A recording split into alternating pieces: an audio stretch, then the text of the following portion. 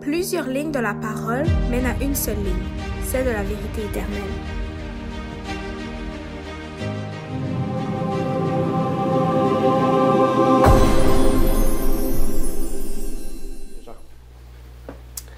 Donc, le sujet du jour sera l'Antéchrist.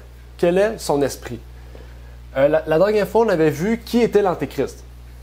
OK?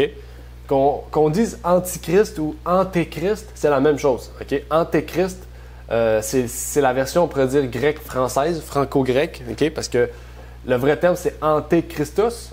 OK? Puis on a gardé le anté. Anté, c'est anti, c'est contre. Donc, c'est le même terme. Et on a vu c'est qui était l'Antéchrist. On a vu que Satan était l'origine, on pourrait dire, de l'Antéchrist. C'était l'Antéchrist par excellence. Okay? Mais bien sûr, c'est un être céleste. C'est un être qui est...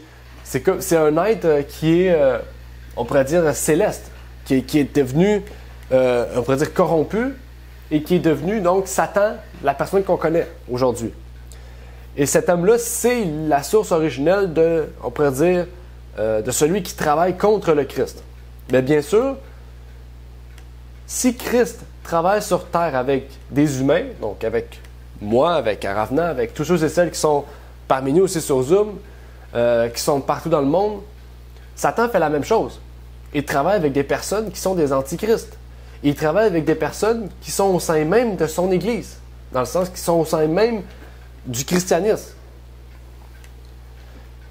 Et donc, s'il y a bel et bien une personne, une autorité, qu'on a vu la semaine passée comme étant la papauté, qui a su détruire le christianisme de plusieurs façons, par exemple, détruire le concept véritable de la divinité en instaurant la Trinité, détruire le concept de famille en disant que le père, c'est la tête de la famille au point qu'il peut presque frapper tout le monde, battre tout le monde, dire que plus personne ne doit parler.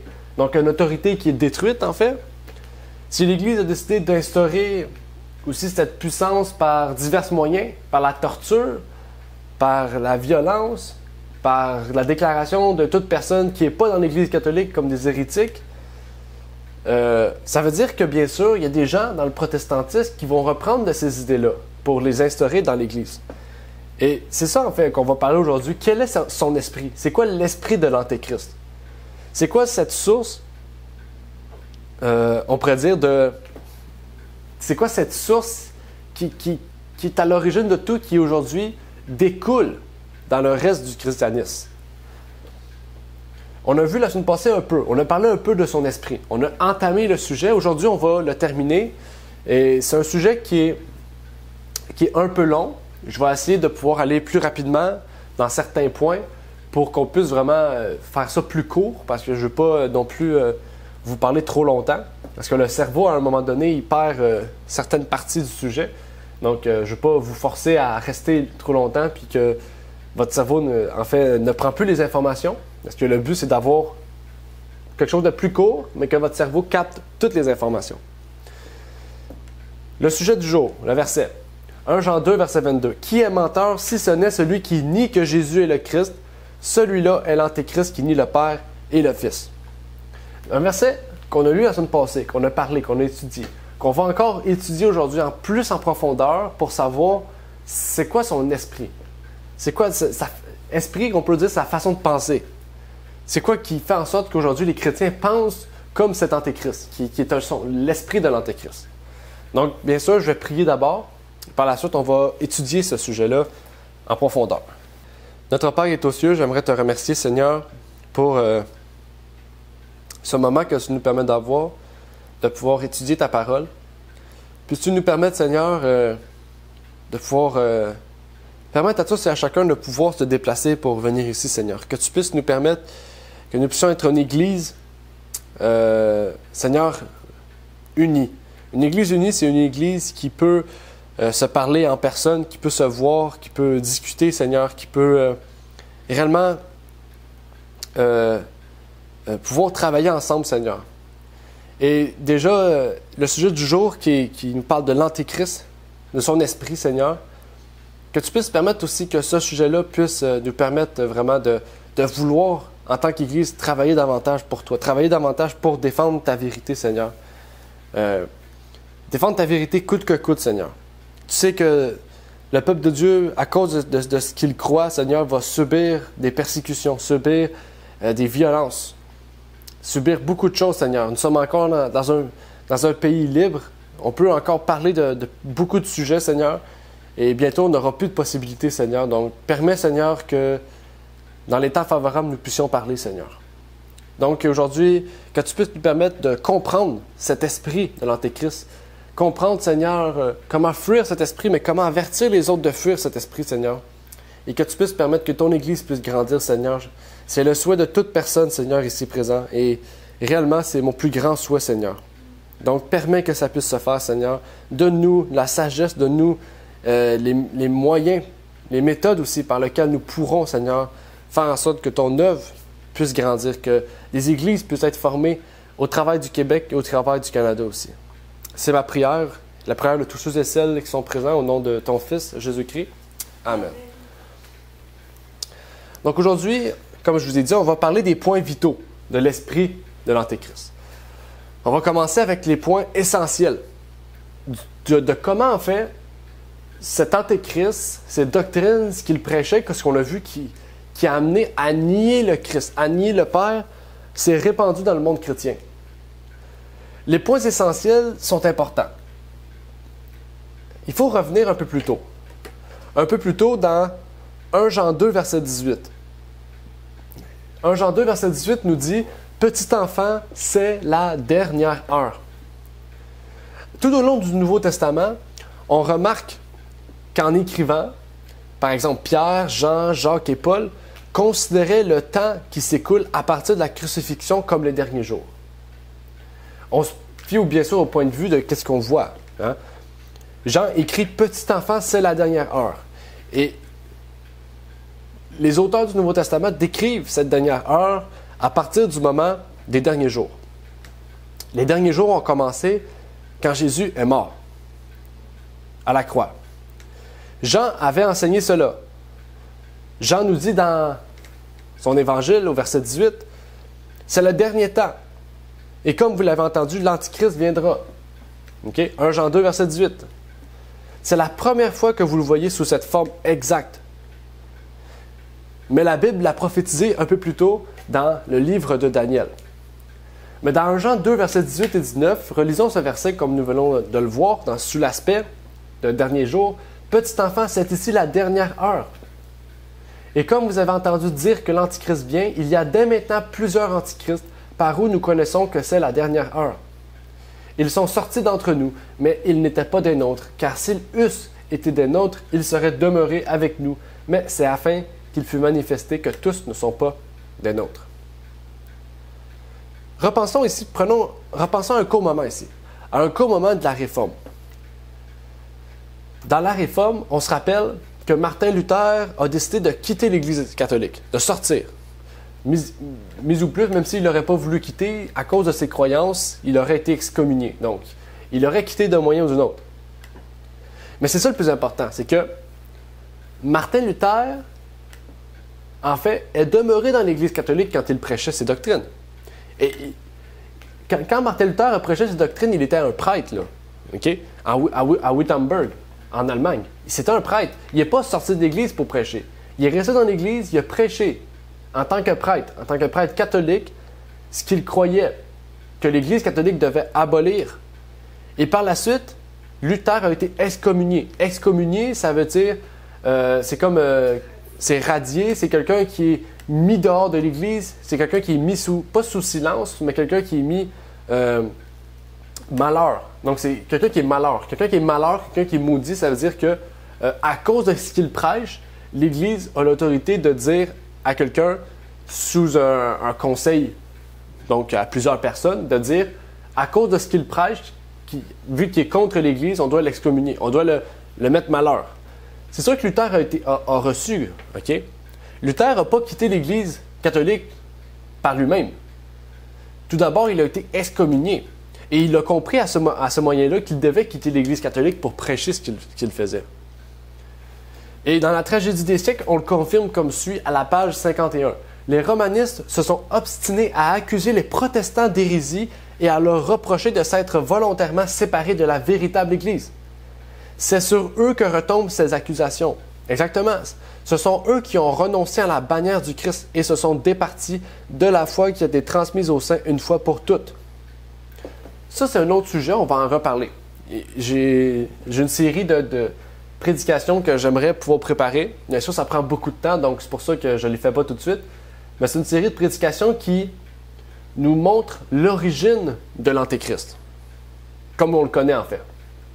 Qui va relater en fait comment l'Église de Rome est devenue l'Église de l'Antéchrist. Comment l'Église de Rome, parce que bien sûr, Paul, quand il écrit ses lettres aux Romains, il écrit la lettre à l'Église de Rome. Il écrit la lettre à une Église qui était pure, à une Église qui était vraie, à une Église qui était catégorisée parmi celles d'Éphèse, qui avait l'amour, le premier amour. Mais l'Église de Rome est devenue, dans Smyrne, la synagogue de Satan. L'Église de Rome, quand on parle de l'Église de Rome, c'est comme l'Église de Terrebonne. Okay? C'est l'Église d'une ville. Okay? Donc l'Église de Rome était une Église qui était fidèle et elle est devenue le centre des fausses doctrines après. Et c'est à partir de cette Église-là qu'elle a pu répandre toutes ces fausses doctrines et devenir l'Église catholique romaine qu'on connaît aujourd'hui. Cette Église-là, elle a renoncé à sa foi. Et c'est cette Église-là, en fait, qui aurait dû être excommuniée.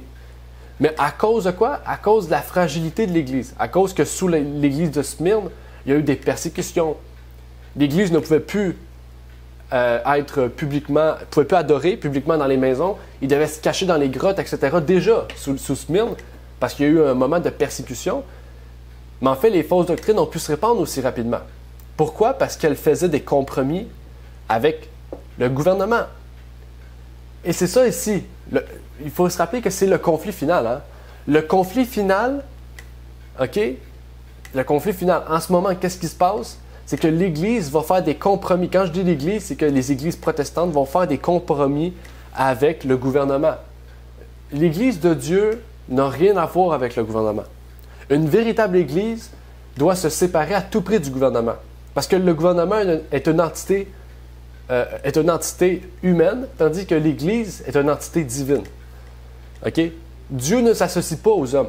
Dans le sens, il ne s'associe pas au gouvernement, au choix païen que les hommes font. Dieu s'associe à son Église qui veut travailler avec ce que lui décrit dans sa parole, en fait. OK? Et ça, ce sera un autre sujet, encore une fois, à discuter. Mais qu'est-ce qu'il faut sortir de la tragédie des siècles ici? C'est que Luther a été accusé d'hérésie, tandis que Luther était celui qui voulait retourner à la foi des anciens. Dans 1 Jean 2, versets 22 et 23, ça nous dit « Qui est menteur si ce n'est celui qui nie que Jésus est le Christ? Celui-là est l'Antéchrist qui nie le Père et le Fils. Quiconque nie le Fils n'a pas non plus le Père. Celui qui confesse le Fils a aussi le Père. » Maintenant, on avait déjà mentionné le fait que Satan est le père du mensonge. Qui est menteur, sinon celui qui nie que Jésus est le Christ? Celui qui nie que Jésus est le oint, parce que Christ est oint. Hein? Donc c'est ça. Satan, le père du mensonge, la première chose qu'il a faite, c'est qu'il a nié, qui a permis d'amener les chrétiens à nier que Jésus est le oint de l'Éternel. En percevant ce point de vue-là, les gens renient Dieu, en fait. On l'a vu aussi auparavant, le terme antichrist vient de Christos, qui signifie Christ. Christos vient d'un mot, okay? D'un mot plus ancien, qui est Krios. Krio,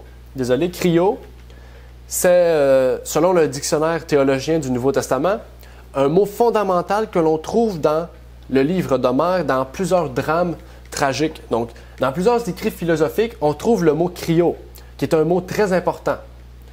Ce mot krio signifie frictionner, signifie frotter, signifie s'enduire, signifie oindre d'une substance. Et là, ça nous amène tout de suite à l'Ancien Testament. Parce que dans l'Ancien Testament, il faisait quoi? Le oint était oint d'huile. OK? Christos, c'est oint. Krio, c'est le fait de oindre quelqu'un. OK? Donc, ici, par exemple, d'huile.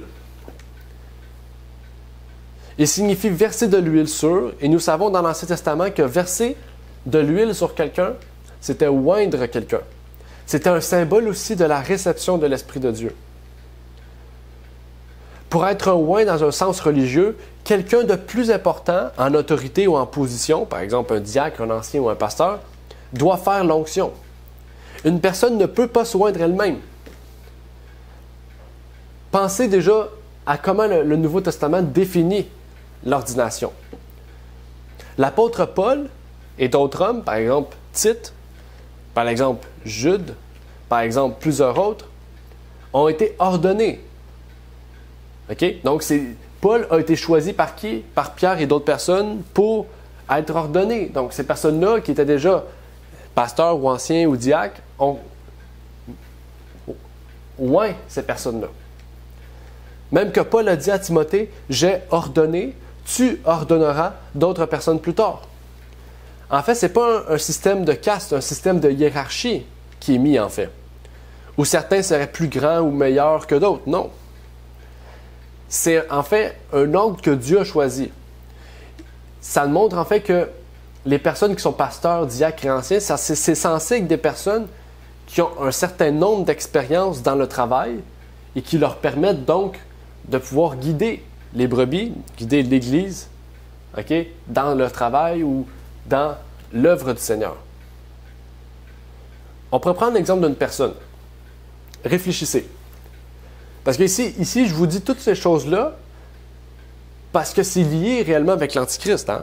L'Antichrist s'est formé une Église avec une ordination, un système de pensée qui est totalement différent de ce que la Bible a décrit. Et c'est ça qui est arrivé. Un exemple. Une personne qui dit « J'ai la vérité. Il y a juste moi qui ai la vérité. » Il forme un groupe. Il se sépare, il forme un groupe. Il y a des membres, des personnes qui le suivent dans cette idée-là. Mais ces personnes-là veulent être baptisées. Mais la personne qui est à la tête de ce groupe n'est pas pasteur ou ancien ou diacre. Mais il veut baptiser ces personnes-là. Cette personne-là décide donc d'aller tout seul dans l'eau et de ressortir et de dire « Bon, maintenant j'ai été baptisé, je peux vous baptiser. » Est-ce que c'est logique?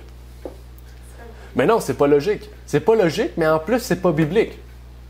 Parce que tout le monde ferait ça, en fait. Ça veut dire que les baptêmes qu'il y a eu la semaine passée, Eric aurait pu juste aller dans l'eau, tout seul, ressortir et dire « Je suis baptisé, maintenant je peux baptiser. » Mais on voit que c'est illogique. Mais il y a beaucoup de personnes à la fin des temps qui disent que ça sera comme ça.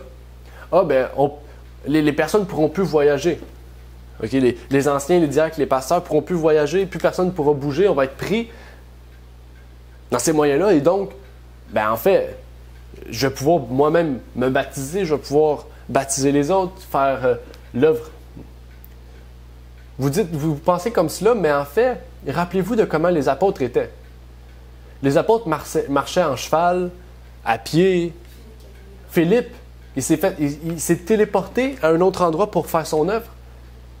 Là, vous êtes en train de remettre en cause un Dieu tout-puissant, là, un Dieu qui défie l'impossible.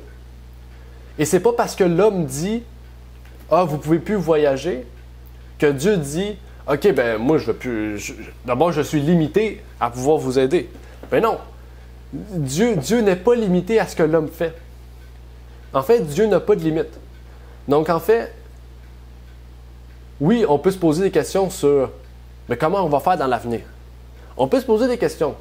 Mais si on ne trouve pas de réponse, ni dans ce que les frères et sœurs disent, il faut trouver une réponse dans la Bible. Et la Bible nous dit « Ne craignez rien, je suis avec vous jusqu'à la fin des temps. » Donc, il ne faut pas craindre. Il faut se remettre entre les mains du Seigneur. Et même une autre question qu'il faut se poser. Il y en a plusieurs qui disent « Regarde, en 2000 ans, c'est sûr que la Bible a été retouchée. C'est sûr que la Bible a été retouchée, ça fait un peu moins de 2000 ans que la Bible a été écrite. C'est sûr qu'elle a été retouchée.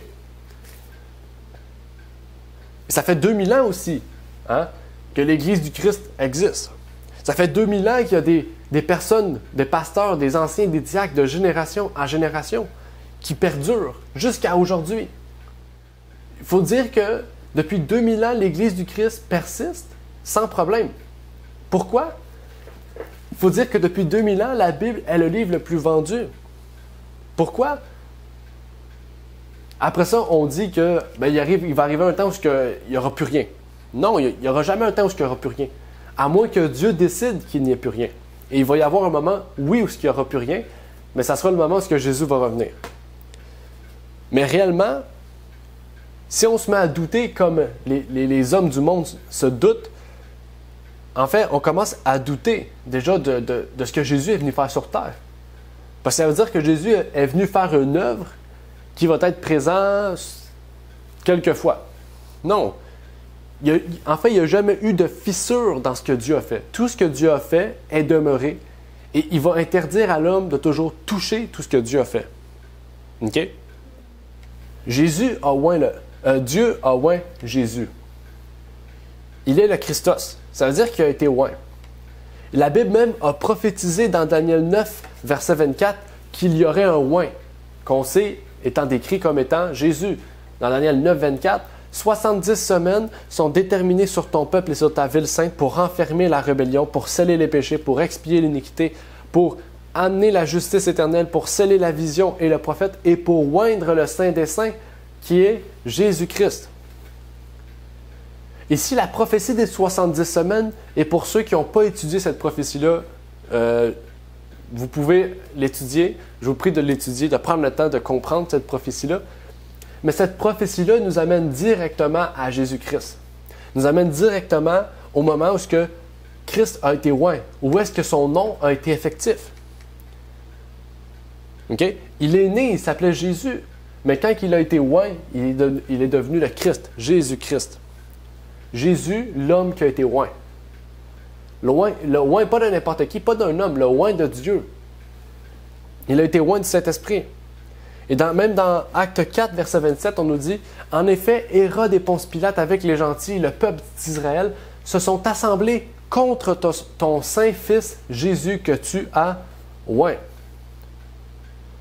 Même un peu plus loin, dans Acte 10, verset 38, Pierre dit encore que Dieu a oint Jésus de Nazareth du Saint-Esprit et de puissance, et qu'il allait de lieu en lieu faisant du bien et guérissant tous ceux qui étaient opprimés par le diable, car Dieu était avec lui. Le Christ a été oint à son baptême. Il était le oint de Dieu, dans le ciel, mais sur la terre. Dans Hébreux 1, verset 9, on nous dit « Tu as aimé la justice et tu as haï l'iniquité. C'est pourquoi, ô Dieu, ton Dieu t'a oint d'une huile de joie au-dessus de tous tes semblables. » Et même les disciples l'ont reconnu qu'il était oint de Dieu. Jésus avait demandé dans Matthieu 16, versets 15 et 16, « Mais qui dites-vous que je suis? » Et Pierre avait dit, « Tu es le Christ, le Fils du Dieu vivant. » Ici, on dit, « OK, mais nous aussi, on reconnaît que tu es le Christ. » Non, tu es le Christ, tu es le oint. C'est ça qu'il a dit ici. Tu es le oint de Dieu, le Fils du Dieu vivant.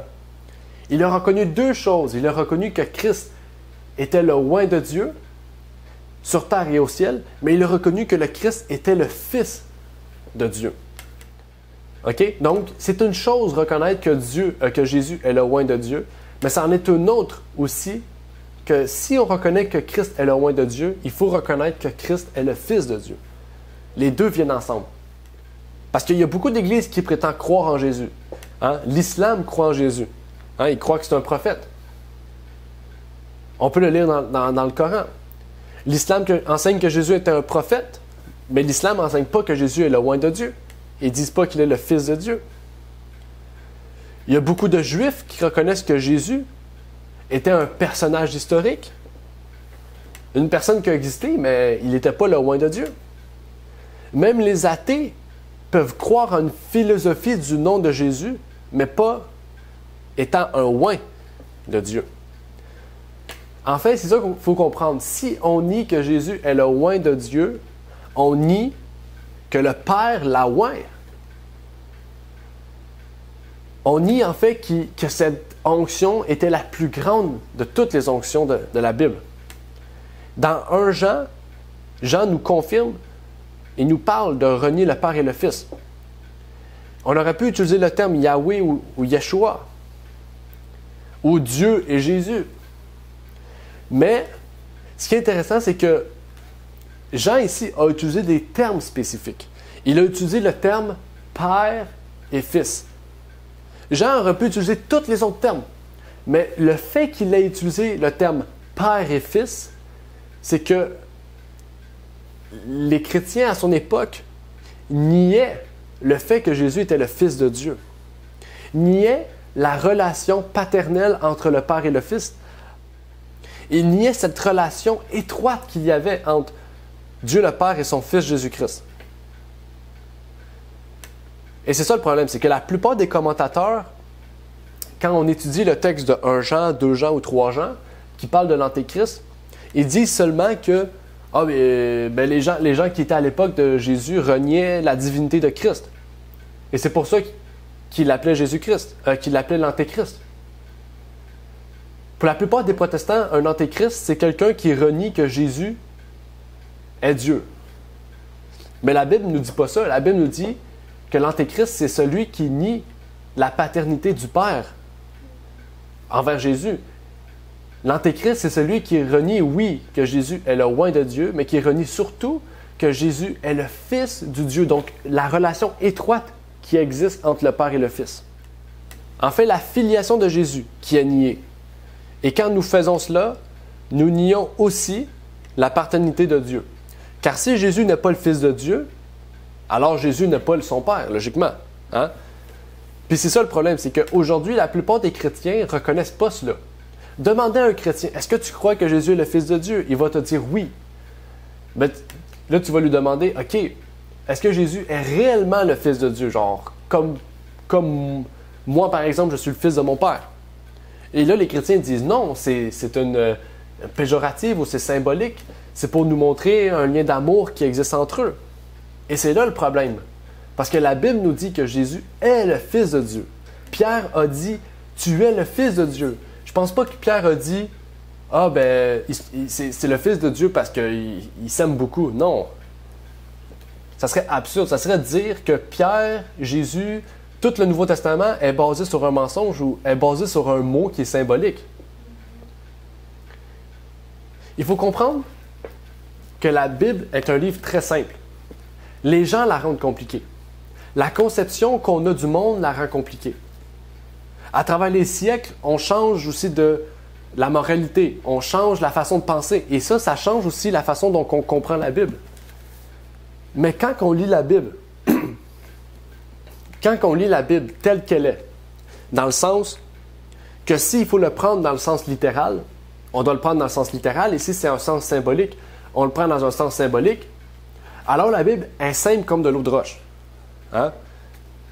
Si on voit fils et on voit père, si vous allez dans le grec et qu'on voit encore le terme fils et le terme père, c'est pas dans un sens symbolique.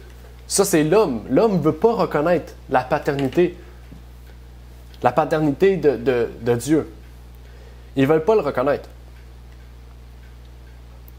Et c'est là le problème. Parce que c'est écrit, quiconque nie que Jésus est le Fils de Dieu, okay, le vrai Fils de Dieu, n'a pas le Père. Vous pouvez penser que vous avez le Père et que vous croyez et adorez le Dieu du ciel. Mais si Jésus, ce n'est pas réellement le Fils de Dieu, que Jésus fait partie d'un Dieu en trois personnes, qui est une facette des trois personnes, ou qui est un Dieu distinct de... Peu importe la doctrine que vous croyez de Dieu, aussitôt que vous ne croyez plus que Jésus est réellement le Fils de Dieu, okay, littéralement, je veux dire, c'est comme moi, je suis le Fils de mon Père, en fait, vous faites partie de cet esprit de l'Antéchrist. Dans 2 Jean 9, on nous dit « Quiconque est transgresseur et ne demeure pas dans la doctrine de Christ n'a point Dieu. Celui qui demeure dans la doctrine de Christ a et le Père et le Fils. » Ici, on parle de la doctrine du oint. C'est quoi la doctrine du oint? Le oint a dit « Je suis le Fils de Dieu ». Jean dit même, un peu plus tôt, dans 1 Jean 4,15, « Quiconque confessera que Jésus est le Fils de Dieu, Dieu habite en lui et lui en Dieu. » Encore une fois, on ne parle pas ici d'un symbolisme, on ne parle pas d'une question de secondaire éphémère qui ne sert à rien. Jean ici, il parle des principes de base, qui sont quoi? Les principes de la doctrine de Christ. 1 Jean 4, verset 1, « Bien-aimés, ne croyez pas à tout esprit, mais éprouvez les esprits pour voir s'ils sont de Dieu, car plusieurs faux prophètes sont venus dans le monde. » Exactement. En fait, aujourd'hui, je vous encourage chaque samedi d'ouvrir la Bible ou, par exemple, d'aller faire des recherches après le sermon. D'aller voir si tout ce que je dis est vrai, si tout ce que je dis est biblique, est vérifiable. Je ne vous dis pas d'aller voir un autre pasteur et de lui dire « Est-ce que ça c'est vrai? » Parce que c'est sûr qu'un autre pasteur, il ne va sûrement pas croire ce que je crois. Hein? Parce qu'aujourd'hui, il y a tellement de dénominations qu'on se finit par se perdre. La Bible nous dit qu'il y a une seule Église, donc il y a une seule doctrine, dans le sens qu'il y a plusieurs fondements, mais qui découlent de la Bible. Il faut passer toute doctrine par le test de la Bible. Il faut passer tout ce qui est dit par n'importe qui par le test de la Bible. Et moi-même, même si maintenant je suis, on pourrait dire, un ancien d'église, même moi, quand j'écoute quelqu'un parler, je le fais. Il faut le faire. Parce que si on ne le fait pas, on risque de tomber entre les mains d'un mauvais esprit. 1 Jean 4, 8 nous dit « Celui qui n'aime pas ne connaît pas Dieu, car Dieu est amour. » Et le vrai amour est décrit au verset 9 et 10 comme suit. « L'amour de Dieu envers nous apparut en ce que Dieu a envoyé son Fils unique dans le monde, afin que nous vivions par lui. En ceci est l'amour, c'est que ce n'est pas nous qui avons aimé Dieu, mais que c'est lui qui nous a aimés et a envoyé son Fils en propitiation pour nos péchés. » Encore une fois, dans toutes les Bibles françaises, mis à part la Osterval 2018, dans toutes les Bibles françaises, on écrit que Jésus est le Fils unique. OK? Pourtant, dans la version King James, qui est la plus vieille version anglaise, la plus vieille version dans les langues germaniques qui existent, dit que Jésus est le Fils, le seul Fils engendré de Dieu. Okay? Il faut savoir que le terme unique n'existe pas dans la Bible. Le terme unique n'est pas seulement une mauvaise traduction, mais une mauvaise compréhension de Jésus. Okay? Pourquoi? Parce que pour les nouveaux théologiens qui croient à la Trinité, qui ont utilisé les textes, les manuscrits de l'Ancien et du Nouveau Testament catholique, en fait, pour être en accord avec l'Église catholique, on ne peut pas utiliser le terme engendré, parce que Jésus n'est pas engendré de Dieu. Jésus est le Fils unique de Dieu, c'est tout. Donc, dans toutes les Bibles modernes, vous allez retrouver le Fils unique et non plus le Fils engendré. Pourquoi? Parce que les Trinitaires disent que Jésus, oui, ils reconnaissent que Jésus est le Fils unique de Dieu, mais pas engendré. Donc, ils ont traduit le mot engendré par unique. Vous pourrez vérifier ça, hein? C'est pas, je vous dis pas n'importe quoi. Allez lire la version King James, j'en ai une ici, je pourrais ouvrir avec vous. Allez sur Internet, écrivez la version King James, vous allez voir que c'est engendré dans tous les versets de la Bible. Le mot unique apparaît pas. C'est le mot, oui, il apparaît, mais c'est pas unique, c'est pas traduit par unique, c'est traduit par seul, le seul Fils engendré de Dieu. C'est pas son Fils unique engendré. Donc, même quand on utilise Fils unique engendré, c'est un mot qui n'existe pas. Dans la Bible, ça n'existe pas. Et c'est ça, c'est important de comprendre cela. Hein? C'est important de comprendre cela. Parce que la parole de Dieu est exacte. La parole de Dieu n'a pas été assemblée par hasard ou écrite n'importe comment. La parole de Dieu est inspirée de Dieu. Inspirée surtout de son esprit. Elle a été écrite par des hommes, mais des hommes qui sont sous l'inspiration de Dieu. Et Jésus a dit que l'homme ne vit pas de pain seulement, mais de toute parole qui sort de la bouche de Dieu. OK? Puis toute parole qui sort de la bouche de Dieu, c'est ça la parole. OK? Oui, là, je vous verbalise ce que la Bible nous dit. Mais c'est pour ça. Si je verbalise, il faut aller voir ce que la Bible dit directement. Parce que n'importe qui peut verbaliser la Bible et dire n'importe quoi. Mais la Bible, elle parle de elle-même. OK? C'est pas moi le manuel de vie, c'est la Bible le manuel de vie. Et c'est comme n'importe quoi, en fait. Quelqu'un qui étudie en santé va se fier à un livre qui a été quoi? Qui a été monté, qui a été mis, qui a été structuré, construit par des personnes qui savent ce qu'ils font. Des personnes qui connaissent le domaine. Mais est-ce qu'il est mieux d'écouter une infirmière ou d'écouter les livres qui ont formé cette infirmière? Il est mieux d'écouter le livre. Bien sûr, aujourd'hui, on écoute les personnes parce que c'est moins long, mais vous comprenez ce que je veux dire. Il est plus facile de m'écouter parler que d'aller fouiller dans la Bible, de faire des recherches et de voir que, exactement, c'est vrai ce qu'il dit. Tout est vrai. Et ça, ici, j'ai une question, je ne comprends pas. Je ne comprends pas ce que... Tu as parlé de ça, mais je n'ai pas compris. C'est ça qu'il faut faire. Hein? Et aujourd'hui, de plus en plus de monde se remet en question. Ils vont chez le médecin, puis ces personnes-là ont déjà fait des recherches sur Internet de peut-être ce qui pourrait avoir causé leurs problèmes. Déjà, ça, c'est la base d'une recherche. Hein? De ne pas mettre 100% de notre confiance en n'importe qui, mais de vraiment vérifier si tout est vrai. On le fait dans toute notre vie, mais il faut le faire dans la Bible aussi. C'est très important. Parce que Jean, ici, est très précis. Il nous précise quelque chose de spécifique. Ici, il nous parle même de l'amour de Dieu.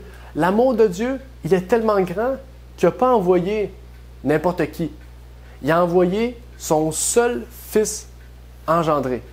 Il a envoyé la seule personne qu'il avait.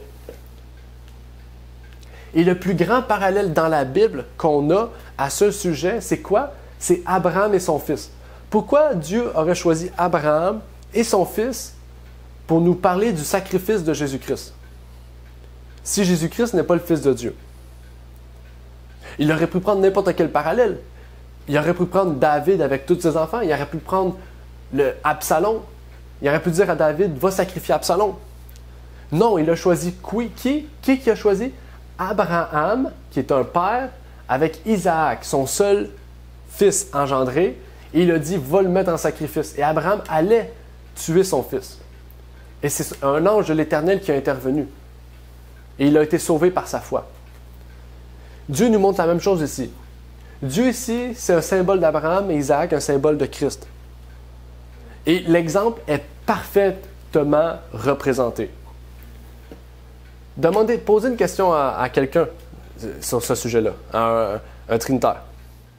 Il aurait pu dire ici, parce qu'il a envoyé Jésus. Hein? Parce que c'est vrai que Dieu a envoyé Jésus. Mais Dieu, il dit rarement ça qu'il a envoyé Jésus. Dieu dit souvent qu'il a envoyé son Fils engendré. Son seul Fils engendré. Pourquoi? Parce que le terme seul, le terme Fils et le terme engendré sont des termes qui précisent quelque chose de spécifique et qui montrent à quel point Dieu nous aime. Dieu aurait pu envoyer un de ses milliards d'anges, mais il a envoyé la seule personne qui le représentait le mieux. La seule personne qui était divin. La seule personne qui l'aimait le plus. La seule personne qui avait une paternité avec lui. C'est comme si mon père, il disait, c'est comme si mon père avait une rançon à payer et qu'il m'envoyait. Est-ce qu'il serait triste? Il serait triste. Mais est-ce qu'il aurait aimé mieux peut-être envoyer son chien que moi? Oui. Pourquoi? Parce que son chien, c'est pas la même affinité que moi, que père et fils. Vous comprenez ce que je veux dire? Les mots ici sont utilisés avec précision. Jean a été aussi inspiré de Dieu. Et aujourd'hui, c'est ça, cet enseignement. La Trinité est cet enseignement central qui détruit la Bible et qui est défini comme la plus grande doctrine de l'Antéchrist et la plus grande doctrine qui est soumise à cet esprit de l'Antéchrist. Et c'est pas moi qui le dis, c'est l'Église catholique qui a mis en place cette doctrine, qui a créé, qui a fondé, peu importe tous les mots qui existent pour dire ce qu'ils ont fait. Mais dans leur livre théologique, qui s'appelle The Handbook for Today's Catholic, l'Église catholique dit que la Trinité est la doctrine centrale de toutes les doctrines. Il nous dit, le mystère de la Trinité est la doctrine centrale de la foi catholique. C'est sur lui que reposent tous les enseignements de l'Église. C'est pas écrit, c'est sur cette doctrine que quelques-unes des enseignements de l'Église se fondent. Non, tous les enseignements. Donc, prenez tous les enseignements de l'Église. Je ne vous parle pas de tradition. Okay? Je vous parle des enseignements. Okay? Il faut faire une distinction. Okay? Parce que c'est pas tout ce qui vient de l'Église catholique qui est mauvais. Dans l'Église catholique, il y a beaucoup de choses qui sont bonnes. Okay? La plupart des choses qui sont bonnes, c'est les personnes. Les personnes qui sont dans l'Église catholique, ils sont sincères souvent. Ils ont un grand cœur. Et Dieu est témoin de ces choses-là. C'est pas à moi de juger les personnes. Ici, on met en cause l'Église, la cathédrale, on met en cause le système papal. Le système papal est la plus grosse arnaque de tous les temps. Et la semaine passée, il y a un article qui a été écrit. C'est un parallèle. Il y a un article qui a été écrit et un journaliste a dit « L'Église catholique est quoi?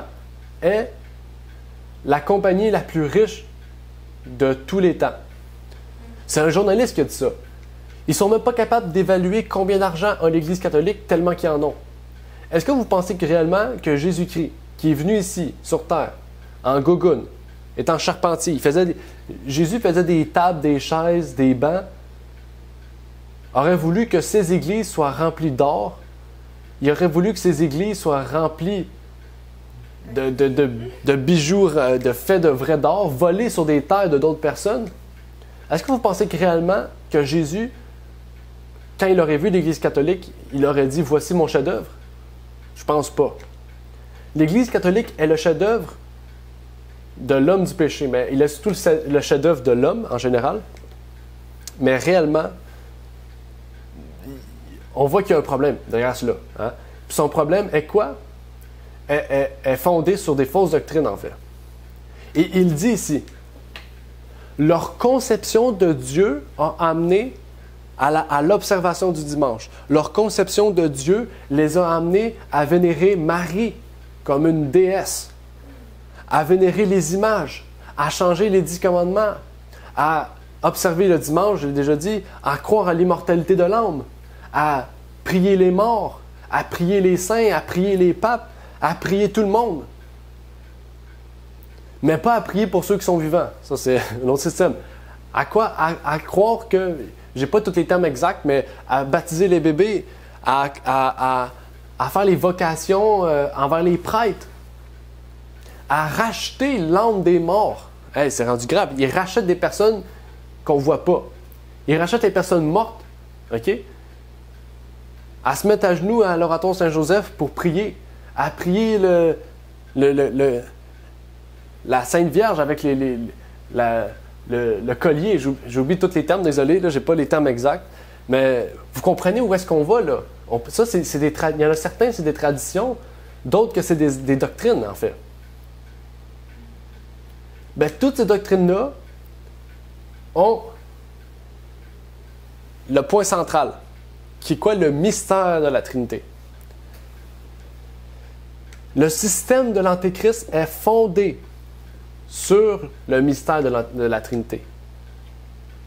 On dit la foi catholique, mais on pourrait dire la foi de l'homme du péché. On pourrait dire la foi de la bête, en fait. OK?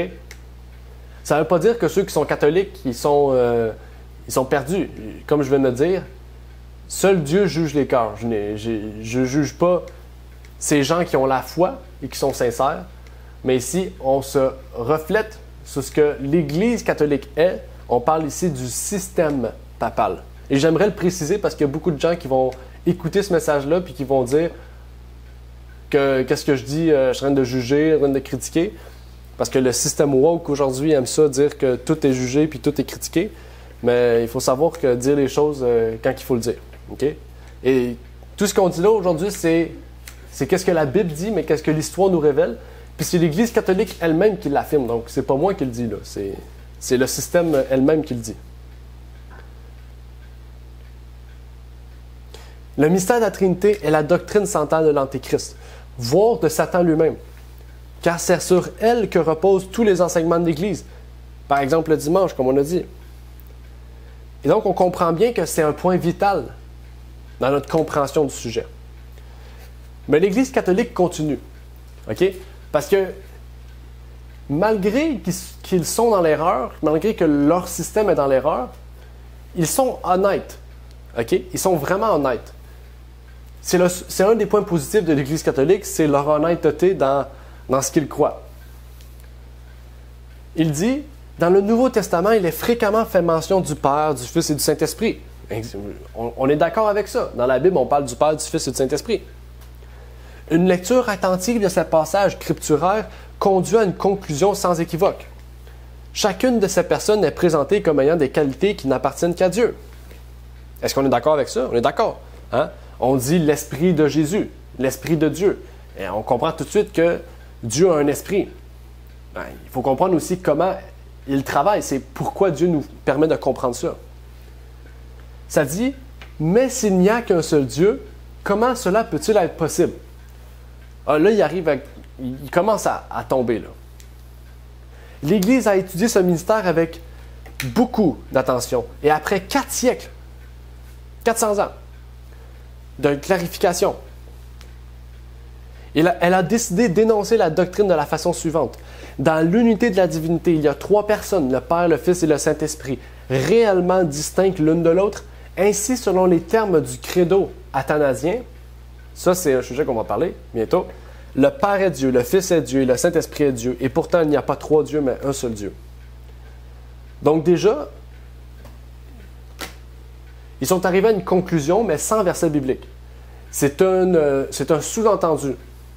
On sous-entend qu'il y a un Père, un Fils et un Saint-Esprit, et on sous-entend que si ces 3 choses-là se réfèrent à Dieu, ils ne peuvent pas être à la fois un Dieu. Dans le sens, ils ne peuvent pas être à la fois une personne, mais ils sont 3 personnes. Père, Fils et Saint-Esprit. Mais il ne peut pas avoir 3 dieux parce que dans la Bible, il dit qu'il y a un Dieu. Donc, on dit que ces 3 personnes-là sont un. Puis après ça, il dit, selon le credo athanasien, donc c'est même pas la Bible, c'est un credo d'un prêtre qui s'appelle Athanase. OK? Bien, ils sont arrivés à cette conclusion-là. Et ça, c'est des aveux qui sont francs. C'est comme je vous dis, c'est honnête de dire cela. Parce que c'est réellement la raison pour laquelle ils croient à cela. Mais pourquoi les protestants croient à cela? Si les protestants disent la sola scriptura. Les protestants disent la Bible seule. Je ne peux pas vous répondre. C'est poser la question à vous-même à un protestant. Mais il faut savoir que l'Église adventiste et les Églises protestantes définissent et croient à la même chose qui est définie ici. Plusieurs adventistes aussi croient pas à la Trinité, ils croient au trithéisme, qui est un peu la Trinité orthodoxe. La Trinité orthodoxe, c'est la Trinité. La Trinité orthodoxe, c'est la vieille façon d'expliquer la Trinité et qui est aujourd'hui définie comme le trithéisme.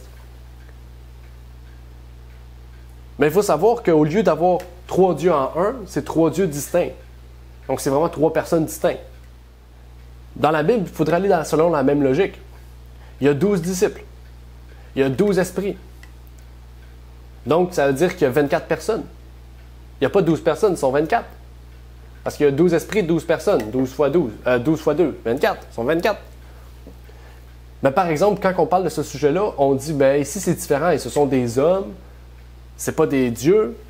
Donc, ils sont unis ensemble dans l'action. Bon, on doit dire la même chose avec Dieu. Jésus, quand il a dit ça sur terre, il a dit que lui et son Père sont un. Jésus était homme. Donc, on doit dire que Jésus et Dieu sont unis dans leur action, sont unis dans leur amour, sont unis dans leur intérêt, sont unis dans leur but, sont unis dans tout, mais pas en personne. La doctrine de la Trinité n'a pas de support scripturaire. Ce mystère qui, pendant 4 siècles, a été considéré avec beaucoup de soin se résume à une supposition. Et vous savez justement ce que ça vaut des suppositions. On va continuer.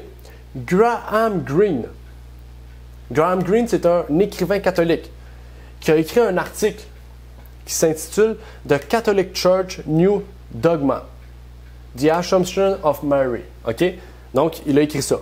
L'Église catholique, un nouveau dogme, l'Assomption de Marie. Parce qu'il faut savoir que l'Assomption de Marie est apparue dans les années 1800-1900. Okay? Ce n'est pas quelque chose qui est très, très vieux. OK? Voyez ce qui est écrit dans le livre Life, le magazine Life, de 1950. Nos adversaires, on sait très bien, les adversaires du catholicisme, c'est les protestants, prétendent parfois qu'aucune croyance ne devrait être tenue pour dogmatique si elle n'est pas explicitement énoncée dans les Écritures, ignorant que c'est seulement sur l'autorité de l'Église que nous reconnaissons certains évangiles et pas d'autres comme vrais. OK? Parce que les catholiques croient aux écrits, j'ai oublié le mot, ils croient aux écrits qui ne sont pas dans la Bible, comme Tobie, le livre d'Enoch, j'ai oublié le nom des... J'oublie le nom de ces livres-là. Mais on va continuer. Mais les églises protestantes ont elles-mêmes accepté des dogmes, donc il y en a plusieurs, précisément, tels que la Trinité, pour lequel il n'existe pas d'autorité explicite dans les évangiles. C'est quoi une autorité explicite? Une autorité explicite, ça veut dire que vous ouvrez la Bible, vous lisez un verset, et c'est clair et net que ça définit ce qu'ils disent. En fait, ils disent qu'il n'y a pas de texte de même. Okay? C'est pas comme le sabbat. Le sabbat, tu ouvres la Bible, c'est écrit. Le sabbat est le 7e jour. C'est explicite.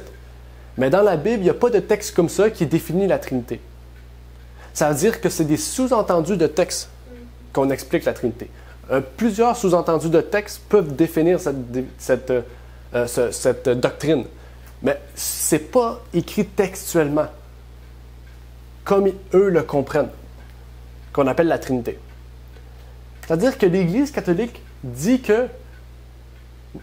aux protestants, vous reconnaissez des doctrines que vous dites qu'il faut tirer seulement de la Bible, mais ces doctrines-là ne sont même pas bibliques. C'est l'Église catholique qui les a définies, qui les a considérées comme doctrines. Donc, ça dit que vous ne croyez pas seulement à la Bible. Et je suis totalement d'accord avec eux. Les protestants ne croient pas seulement à la Bible. Les protestants reconnaissent la tradition qui vient de l'Église catholique. Et il y a plusieurs protestants qui disent, oui, ben ça c'est qu'est-ce que les catholiques disent. Nous, on ne croit pas. Nous, on a des raisons bibliques de croire au dimanche, on a des raisons bibliques de croire à la Trinité.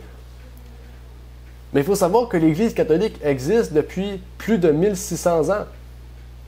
Ils ont 8 fois plus de bagages que l'Église protestante elle-même.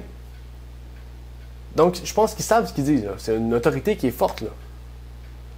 Et même dans la revue Adventist Review, ils disent, bien qu'aucun passage des Écritures n'affirme formellement, on peut dire explicitement, même chose, la doctrine de la Trinité, celle-ci est considérée comme un fait par les auteurs bibliques et mentionnée à plusieurs reprises.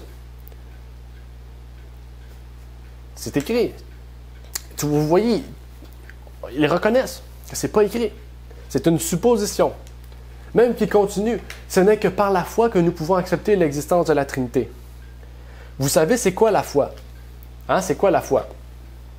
La foi est le fait de croire sans avoir vu. Le fait de croire des choses qui sont écrites mais qu'on n'a pas vécues. OK? Si vous ouvrez la Bible nous donne une définition de la foi. La Bible nous dit que la foi vient de ce qu'on entend et ce qu'on entend vient de la parole de Dieu. Ça veut dire que la source primaire de la foi vient de la parole de Dieu. Et ils viennent de dire que la Trinité n'est pas définie dans la parole de Dieu. Est-ce qu'on doit croire à la Trinité? Non. Pourquoi? Parce que la Trinité ne vient pas de la foi. Donc ça veut dire que pour eux, la foi inclut pas seulement ce qui vient de la parole, la foi inclut ce qui vient de la tradition aussi. C'est ça qui est important à comprendre. Et qu'est-ce que Jésus, a dit à propos des traditions? Ce sont des commandements d'hommes. On ne doit pas écouter les commandements d'hommes. Dans le livre « Les Adventistes du 7e jour croient », j'ai essayé de trouver en français le texte, je ne l'ai pas trouvé, donc ça sera dans la version anglaise. Donc, il nous dit, dans le Nouveau Testament, Jésus a utilisé le Père pour nous amener à une relation étroite et personnelle avec Dieu. Ça, c'est leur définition du terme Père et Fils. C'est les raisons pour lesquelles on utilise cela. Ça, c'est juste l'un des côtés de la médaille. Hein? Si on s'arrête à ça dans notre compréhension du Père et du Fils, dans le sens compréhension du terme Père et Fils, on s'arrête en fait à la chose, la sphère la plus enfantine, en fait. Même dans le Sign of the Times de 1985, un journal adventiste, on peut y lire, on peut déduire des Écritures que lorsque la divinité a établi le plan du salut, à un moment donné dans l'éternité passée, ils, les membres de la divinité, ont pris certaines positions ou certains rôles pour exécuter les dispositions du plan. En d'autres termes, ce qu'il faut comprendre ici, ça serait comme si c'est comme s'il y aurait moi et ma femme. moi et ma femme, on a une conférence. On a une réunion. Dans cette réunion, il est décidé des rôles qu'on va jouer. C'est comme une pièce de théâtre. Bon, ben aujourd'hui, ma femme va jouer le Père et moi, je vais jouer le Fils. Et il y a une autre personne, lui, il va jouer le Saint-Esprit. Mais demain, on va changer. Parce qu'en fait, c'est un jeu de rôle. En fait, c'est pas réellement ce que ces personnes-là représentent. Tu sais, Dieu n'est pas réellement le Père. Dieu peut être le Père, Dieu peut être le Fils et Dieu peut être le Saint-Esprit. Mais la Bible nous décrit bien. La Bible nous dit que Dieu a engendré Jésus-Christ. Dieu nous dit que lui et son Fils sont unis. Ça veut dire que ces deux personnes-là sont des personnes qui ne sont pas interchangeables, en fait. C'est des personnes comme moi et vous. On a été créés selon la ressemblance de Dieu. On a été créés selon l'image de Dieu. Ça ne veut pas dire qu'on a été créés êtres divins, non. On a été créés corporellement comme eux. Ce sont des êtres physiques, en fait. Hein? Ce n'est pas une personne qui change, Père, Fils, Saint-Esprit, non. C'est deux personnes qui ont travaillé ensemble dans un but précis de former l'homme à l'image de Dieu. L'idée d'accepter des rôles est le point de vue aussi de Leroy Froom, qui a écrit un livre qui s'appelle The Movement of Destiny. Et ça a été un livre pour promouvoir le trinitarisme. En fait, au milieu des années 50, alors qu'il préparait le premier livre sur les adventistes du 7e jour, sur leurs croyances, le pasteur Walter Martin a approché la conférence générale pour lui demander de prendre une position officielle sur la divinité. Une position trinitaire, en fait, était essentielle. Pourquoi? Pour enlever l'idée des gens sur l'adventisme. Il faut savoir que ce changement de croyance en la divinité avait pour but de retirer l'adventisme du sectarisme. Pour eux, ne pas croire à la Trinité, c'était sectaire. Donc pour nous, on est comme la secte de Jésus-Christ. Hein? C'est comme ça que Jésus était appelé. Jésus était appelé une secte. Les chrétiens, à travers tous les siècles, les vrais chrétiens étaient appelés une secte. Je pense que c'est la destinée de tout véritable chrétien d'être une secte. Mais lui, ce monsieur-là, okay, que vous connaissez très bien, Leroy Froom, il a dit: dans l'usage de Jean, l'expression « seul engendré » fait référence au caractère unique de la filiation du Christ, à sa spécificité et non à sa dérivation. Et là, ça, c'est problématique. C'est pour ça que maintenant, c'est unique le mot. C'est plus « seul engendré ». En d'autres termes, lorsque Jean a utilisé l'expression « seul engendré » ou « fils », seul fils engendré, Froom affirme que cela n'avait rien à voir avec le fait que Jésus soit le seul fils engendré de Dieu. Mais cela signifiait seulement qu'il était en relation étroite avec Dieu.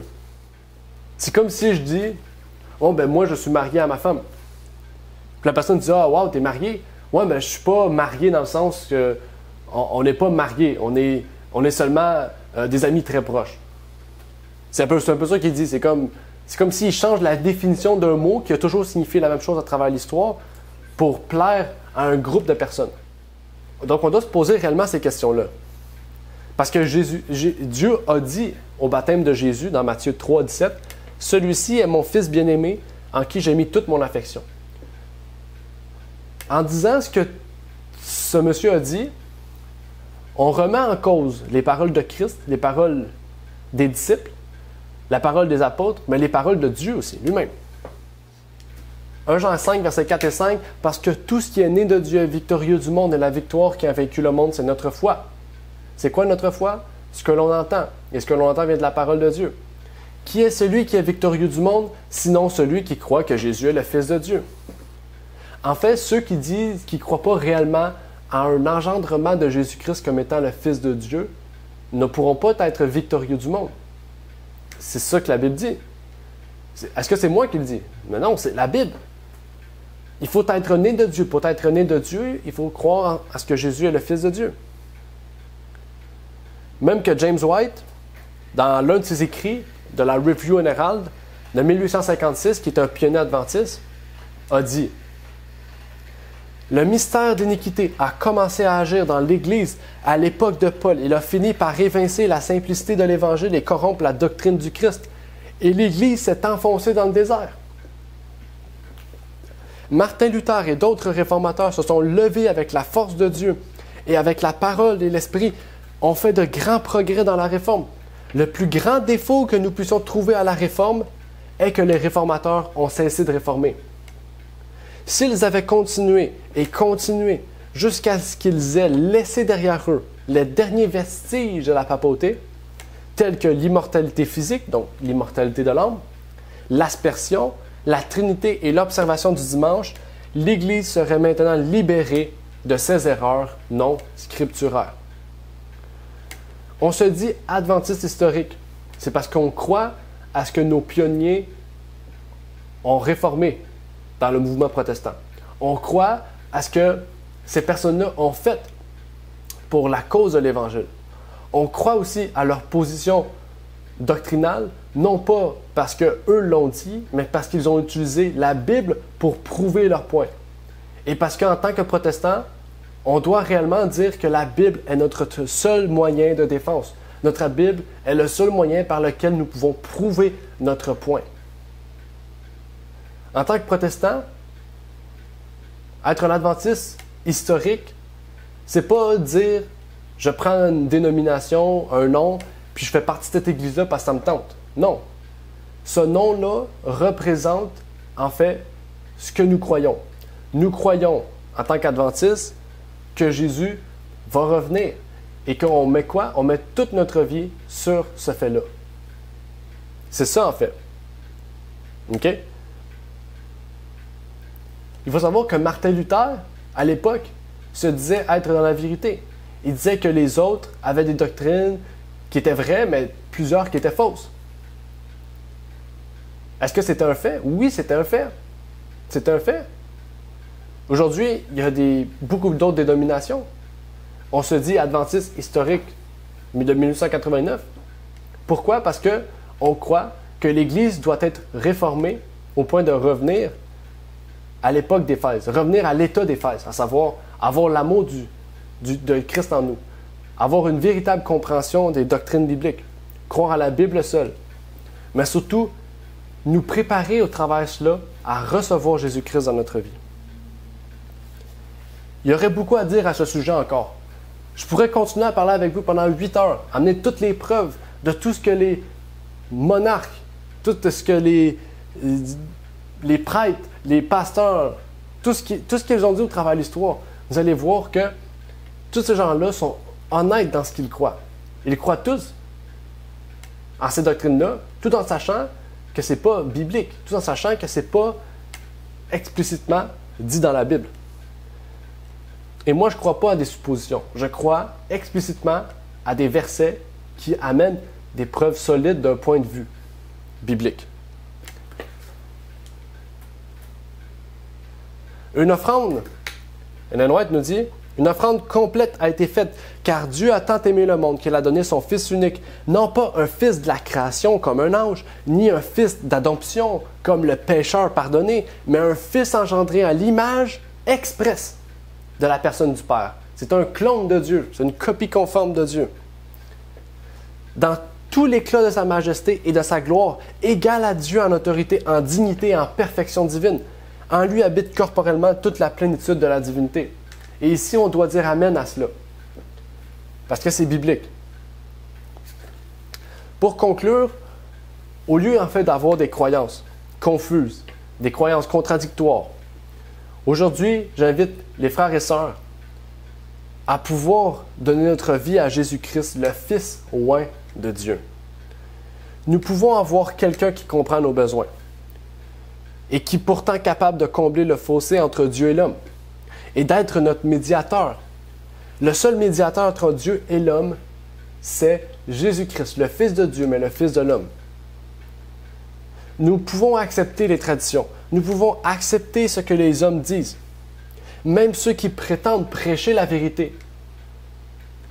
Mais il est dit dans 1 Jean 5, versets 11 et 12, « Et voici le témoignage, c'est que Dieu nous a donné la vie éternelle, et cette vie est dans son Fils. Qui a le Fils a la vie.